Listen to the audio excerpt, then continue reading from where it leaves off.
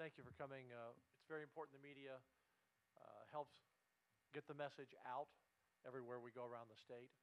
And we know that a lot of people in this area in particularly still do not have power, and particularly down in Sargent.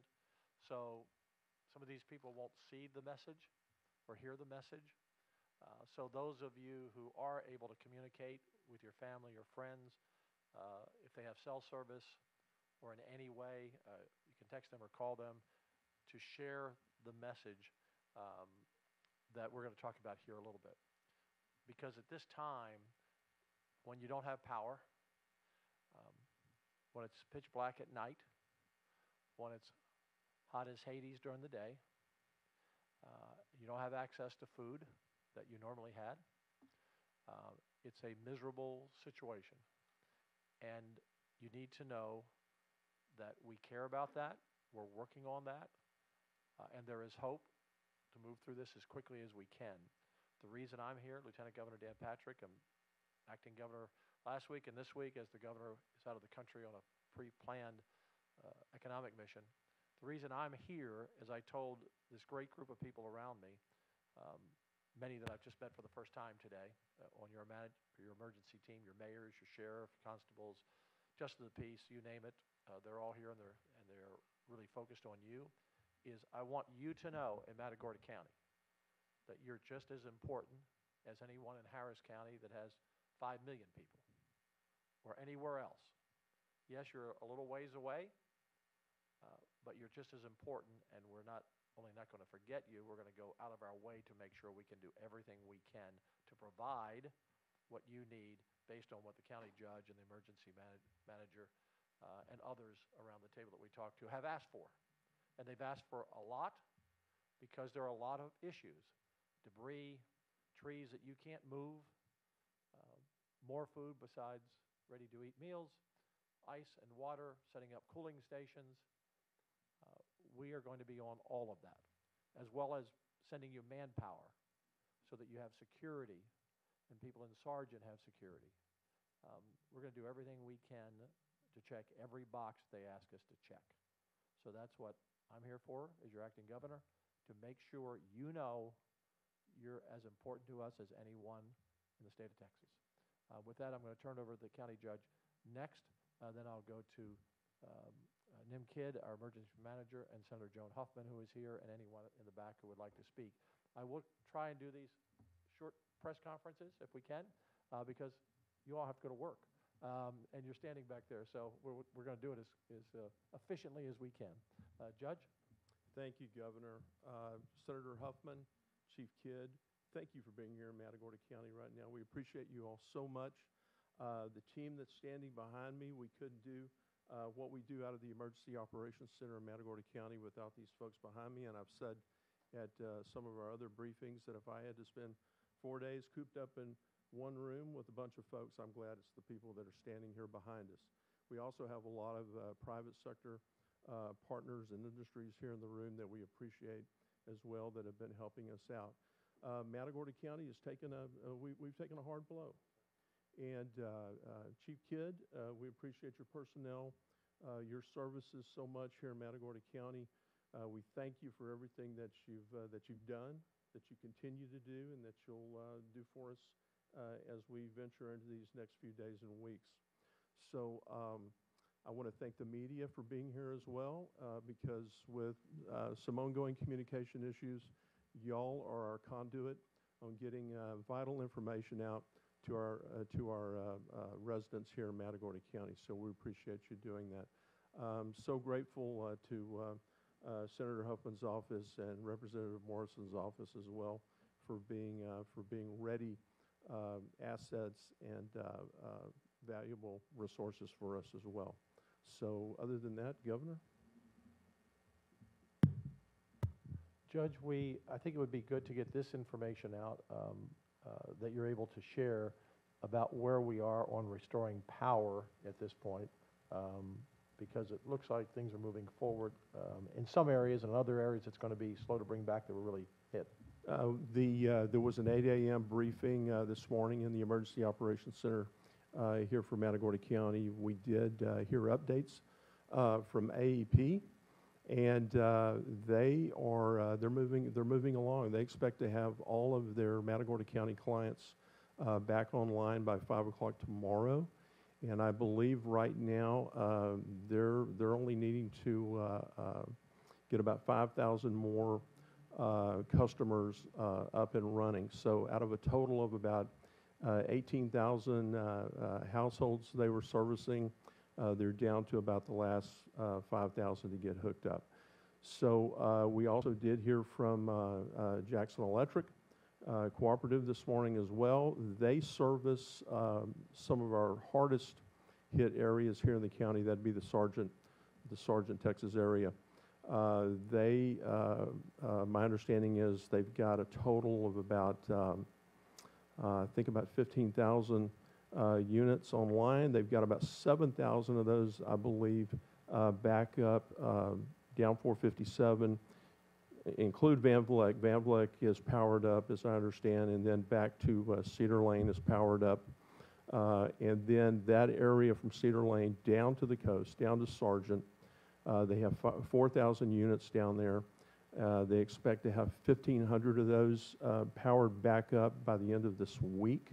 And it's that remaining 2,500 households in the Sargent area that may take up to another 2 weeks.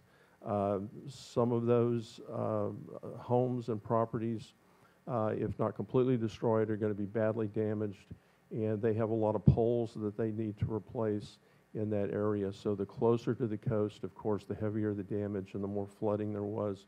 So that's where we're at right now. So things are moving along. Thank you, Judge.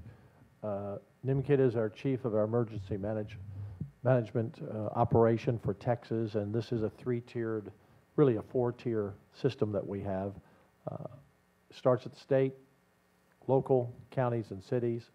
The third are actually all the folks who have been impacted by the storm, because we need your cooperation too in so many things. We want you to stay safe. That's our number one issue. We don't want anyone dying from carbon monoxide poisoning in their homes. We don't want anyone driving into high water. We want you to be safe. That's our number one mission. So it's three of us, you, your local elected officials, and civil servants who work for you, and then the state level to be there for everything you need that you don't have and can't do. Like, the sheriff told us he needs more manpower. We're going to send state troopers. Amanda said a lot of heavy trees that you can't lift, and we're going to focus on that. I think she said about 100 trees maybe in the area that you all just don't have the capability of doing, and that will take some time, but we're on all of it. And so we then turn to our fourth partner, and that's the federal partners with FEMA, and Tony is here from FEMA. We've worked with Tony many times. Tony, where are you? Behind, okay. Right there, thank you. And we go to them for help as well, and also help to reimburse the expenses of cities and counties and the state, because it will be a significant amount of money spent, and we appreciate their help later on when they start paying their invoices and help our cities and counties. With that, let me turn it over to Nim Kidd. Nim, if you want to go through your list and whatever you'd like to talk about. Thank you, Governor. And I want to start by expressing my gratitude to the judge and the elected officials here, your contact before, during, and now after the storm. Thank you for the support for that. I also want to thank our local responders, those paid and especially those volunteers who have been out there serving this community while their own homes and families and businesses have been impacted. Power is our number one goal to have restored as soon as possible. We also, as Governor Patrick said, we want to be very cautious of carbon monoxide poisoning. If you're running a generator inside your house, inside your garage, or right near a window where that carbon monoxide can come in, please stop. Please don't do that. Make sure we don't need any carbon monoxide deaths. Those are preventable deaths. As we work to address the heat-related issues, we will be making sure that the facilities that the cities and the counties identify have food and water and ice and safe sheltering locations. We're working with the debris management plans. Your jurisdictions have a debris management plan. We'll be bringing in additional SAW crews to support that. As communication, telephone, and internet comes back up, I need the citizens to report their damages to us. The website to do that is written right over here. It's damage.tdm.texas.gov. You will go to what's called the ISTAT tool. That's the Individual Assistance, State of Texas Assistance tool. I need you to put your information about your home, where that, the amount of damage that you had, whether it was insured or not, and what your other needs are. That will help us convince FEMA to turn on individual assistance for money that will flow to the families. And finally, Governor, I want to thank our TDM team, and I do want to thank Tony Robinson, the FEMA Region 6 Regional Administrator. He is out traveling with us today to get an assessment of what they need to do to help support us so we can support our citizens. Senator Huffman, who is our chairperson of finance, the most important position in the legislature, quite frankly, in the Senate.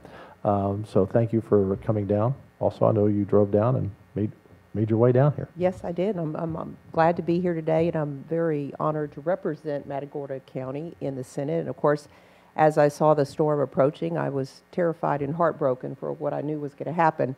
But I think we can thank our elected officials for, doing what needed to be done to prepare the citizens, to give them good warnings, and now to work through the issues that have arisen because of the storm. And I want to thank you, Lieutenant Governor, and Chief Kidd for prioritizing Matagorda County and coming down here personally. I know it means a lot to me. I know it means a lot to all these elected officials behind me, and I know it means a lot to my constituents. So thanks to the elected officials for all the work you're putting in. And our message really is we're going to be here till the end. You've made that clear to the elected officials in the back, and I want to reiterate that publicly, that this is a process. We'll work together with our partners, elected officials, the state, and the federal government to reach a conclusion eventually. It takes time, but we'll all be here together and get this problem solved. So thanks for having me here today. Thank you. Yes, ma'am. We had planned for the local media. My hope was, we came down here by a Black Hawk helicopter today. My hope was to land over in Sargent and actually go through the neighborhoods and greet some people and let them know they're not forgotten. But the weather is going to prevent that, we just heard. Plus, there's not a lot of places to land that we wouldn't get covered in mud over there, and we don't want to get the helicopter stopped. But I want the people in Sargent, I know they can't watch and can't hear, but the messages that go through that was our plan, because Matagorda County was the hardest hit of the 121 counties in the disaster declaration that I put out last week, and Sargent was the hardest hit of that part of the county. So those people are facing some hard times, and we're going to do everything we can to help them as quickly as we can. We'll open up. First of all, is there anyone else who would like to speak up and say anything from the back? Anyone? Feel free. Any mayors? Anyone? Let me just say this, that I want the citizens of Matagorda County to remember, these are just your neighbors.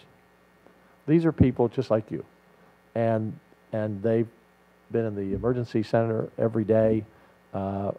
Probably many of them don't have power either, and they have trees in their yards. And I heard the mayor of Bay City say he was out all day cutting down, getting the debris out of his yard. I know, Mayor, when your constituents say, well, wait a minute, your tree's down, I know you want to clean that up and take care of that. So these are just regular people back here. That's all elected officials are, regular people who ran for office, or civil servants who didn't even get elected. They just said, I'm here to volunteer and do what I can. So these are great people behind you. You're in good hands. We'll open up for a few quick questions. All right.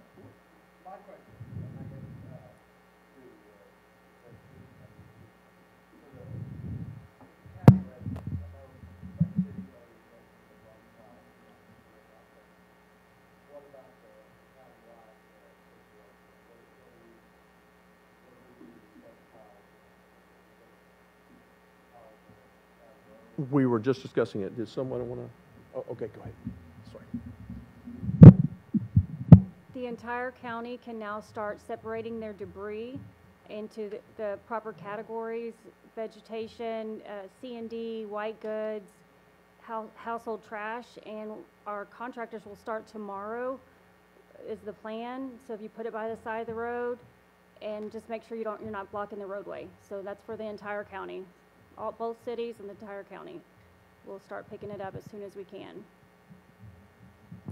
Governor, can I? And I would like to add, it is very important that you separate those 4 categories, just like she mentioned. Your vegetative debris needs to be separated from your construction or demolition, any roofing material, fencing material, awnings or carport material. That needs to be separated from your white goods, which are refrigerators, washers, dryers, any of those appliances, and then your regular trash. Those, If you put them all in one pile, they may not get picked up, and it costs a lot more money and a lot more time to get them picked up. But if you can separate them from the beginning, it makes the process much faster. And we're going to be working with the county on some other ideas they had in their burn areas, and so we're working through that with the county as well to help with the vegetation. Any other questions before we exit?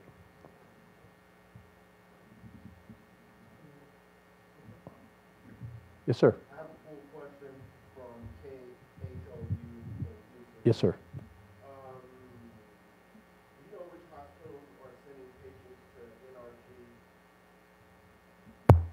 NRG? I'll let Nim answer that. When we were in Houston yesterday, we were informed that the hospitals were backed up because they weren't able to discharge many patients to homes that didn't have power.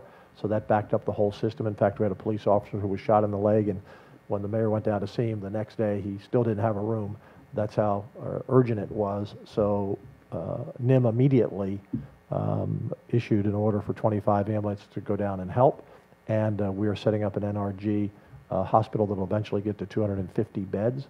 I personally can't give you the specific hospitals, but it's pretty much all the hospitals, or many of the hospitals. I want to say all, many of the hospitals in Houston.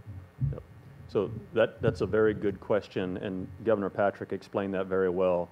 City of Houston told us they had an ambulance shortage because all of their ambulances were in the emergency department waiting to offload patients. Some of them had been sitting there for 3+ hours. We immediately set in 25 additional ambulances to be able to help with the 911 calls, and over the night, we worked with those hospital emergency rooms to send additional paramedics to those places so the Houston firefighters could get back out on the street and take the next 911 calls. As we're opening up this field medical hospital, it will be a decision between the hospital, the physician, and the patient of which one of those patients gets transferred to this step-down facility. It could be any of the hospitals in the CETRAC region that do that, and as of yesterday, there were about 29 of those hospitals that were on the internal disaster. So they could be coming from anywhere. It will depend on the physician and the patient sending and receiving physicians to make sure that those patients get to the right place. One last question. And the decision not to send patients home without power, is that a state law or is that up to the hospital? Up to the hospital. That is up to the physician, the hospital, and the family. I mean, and listen, it's in the patient's best interest not to send them to a place that doesn't have power, that they can't keep their medications refrigerated. So that's why we provided this additional facility to be able to ease the burden on those hospitals right now that are overcrowded. Thank you very much. Yes, ma'am.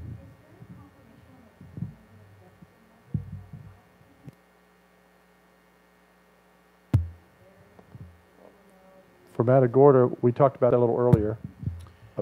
Ashley, we were not aware of any, I mean, by the sheer grace of God, I mean, we had very few injuries and no fatalities that we were aware of, but earlier, one of the JPs, Judge Sanders, had communicated that we have lost one person to heat-related, I don't, okay, it was a heat stroke. That is the only fatality related to the storm conditions that I'm aware of. Statewide, that number can vary. I know there's one, for example, a person who died of a heart attack. They think maybe the home was hit by lightning, which was a result of the storm, so to categorize them, it's difficult, but most of the deaths did occur in the greater Houston-Harris County area, some drownings, carbon monoxide poisoning, that's why we talk about that. So the numbers, we don't know exactly because they can change, but it's somewhere in the range of 9, 10, or 11 total that we're aware of. And again, some may be categorized later, and someone will come back and say, well, they died because of the storm. But of specific drownings, and trees fell on 2 people and killed them. So but that information just comes to us out of 120 counties. Thank you all very much. Thank you all for everything you're doing, and we're here for you. Thank you.